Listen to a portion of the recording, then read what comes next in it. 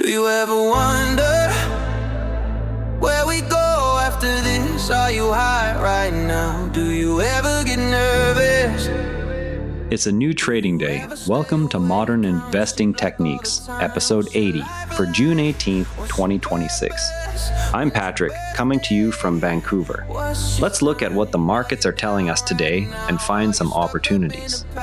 Quick reminder, everything we discuss here is for education and entertainment. The practice investment of the day uses simulated trades with no real money. I'm not a licensed financial advisor, and this isn't financial advice. Always do your own research before putting real money to work. Intel shares are surging in pre-market on a Trump post about an Apple partnership, giving Canadian investors in the TFSA a narrow window to reassess semiconductor exposure before U.S. Open. U.S. markets are rebounding in pre-market after Wednesday's losses. The S&P 500 sits at 7,420, down 1.2%, while the NASDAQ Composite is at 26,022, down 1.3%. The TSX Composite is at 35,125, down 0.7%. Intel is soaring on the reported Apple U.S. chip manufacturing tie-up, while oil prices continue to ease. The Fed is wrapping up its consultation on bank capital rules today, creating potential volatility in financials. Earnings season is largely complete, leaving sector rotation into industrials and away from healthcare as the dominant weekly theme. About 15 days ago, we picked NVO on the oral Wegovy launch catalyst. The position closed down 3.61%.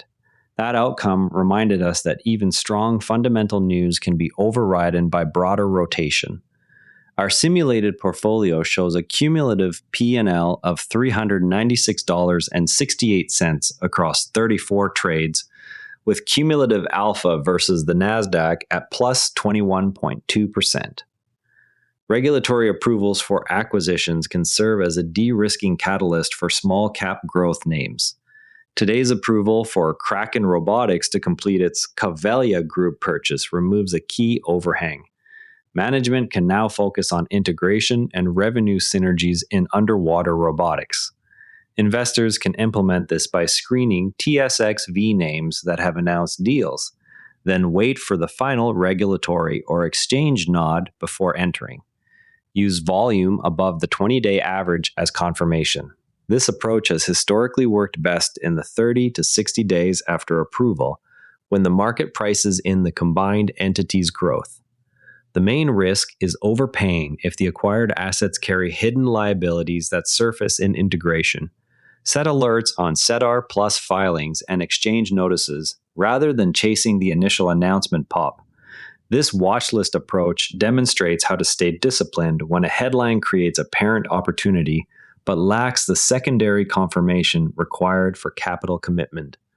The catalyst is a Trump Truth Social post flagging an Apple Intel U.S. chip design and manufacturing agreement. Intel shares gap higher in pre-market. We are watching for a close above the prior day's high with volume at least 1.5 times the 20-day average before considering entry. Political headlines can reverse quickly. Any position would require a 6% stop below the gap fill level. Confidence is low because this is a single-factor political catalyst without volume or sector confirmation yet. This is the exact scenario where our earlier rule about volume confirmation would have helped. Yesterday's trade review covers the LLY position. We simulated buying LLY at $1,159 on Monday open.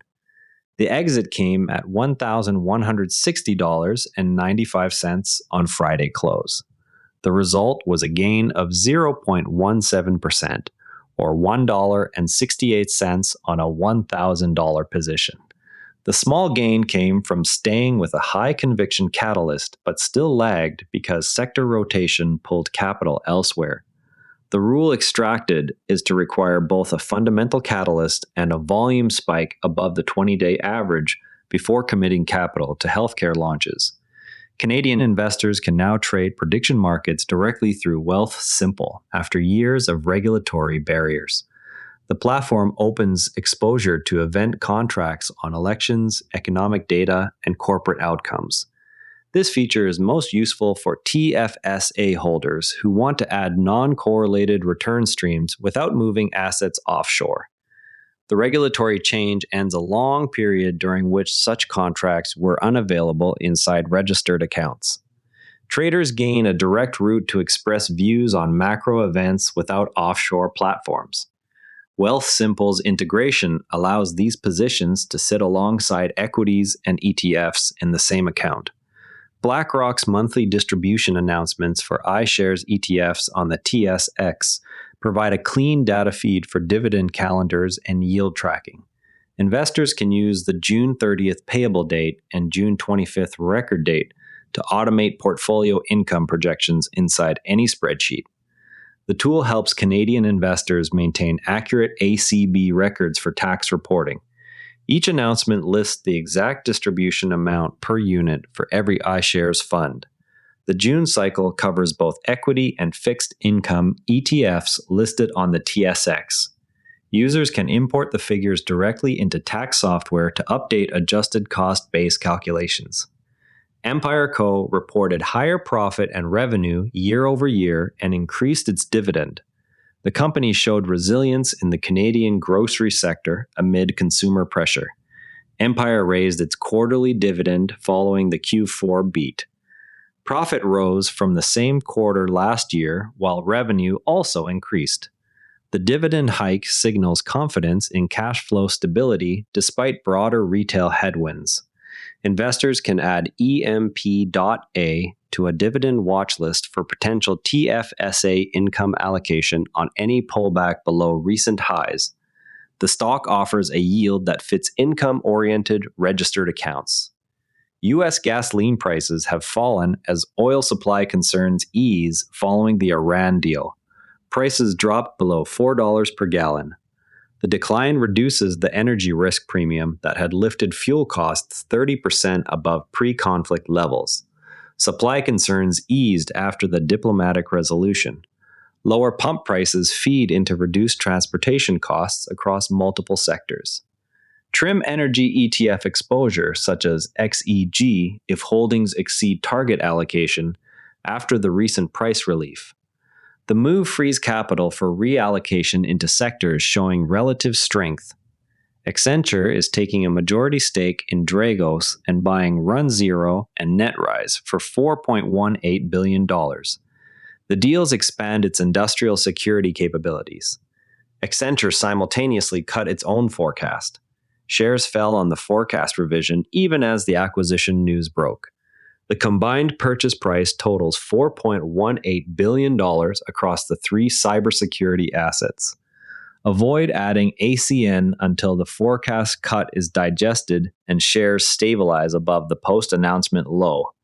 Portfolio performance shows 34 total trades with a 59% win rate. That breaks down to 20 wins, 11 losses, and 3 break-even. Cumulative P&L stands at $396.68. Average return per trade is 1.17%. The best trade reached plus 20.11%, while the worst was minus 11.35%. Our AI analysis is learning from valuation discipline patterns and adjusting entries accordingly. Imagine you bought a mix of XIU and a few individual TSX names in January. Now you want to know whether your actual weights still match your targets after the recent rotation out of healthcare. Pull your brokerage statements for the past 3 months and calculate time-weighted returns by breaking the quarter into sub-periods around each cash flow. Compare that number to money-weighted returns, which factor in the size and timing of your deposits. List every position size as a percentage of total portfolio value and flag anything that has drifted more than 5% from its target allocation. Review realized gains and losses separately from unrealized ones, so you can plan tax loss harvesting before the calendar year end. Track dividend income month over month to see whether your income stream is growing or flat. Add up all fees paid and divide by average assets to get your all-in cost. If that number exceeds 0.75%, the review should trigger a rebalance or platform switch. The biggest mistake is treating the review as a simple performance check instead of a rebalancing and tax planning exercise. Always end the review with a written decision checklist. Open your brokerage app, pull up the last 3 monthly statements, and calculate your portfolio's time-weighted return for the quarter by isolating each cash flow date. Compare it to the simple total return number your platform shows. Note any difference greater than 0.5%. Tomorrow, we will examine how the Kraken robotics integration timeline could affect near-term price action on the TSXV. That's it for today's modern investing techniques. The resources page has links to everything we discussed. Subscribe and share with someone who wants to go beyond index funds. See you tomorrow. And if you'd rather watch than listen, find us on YouTube at NARA Network.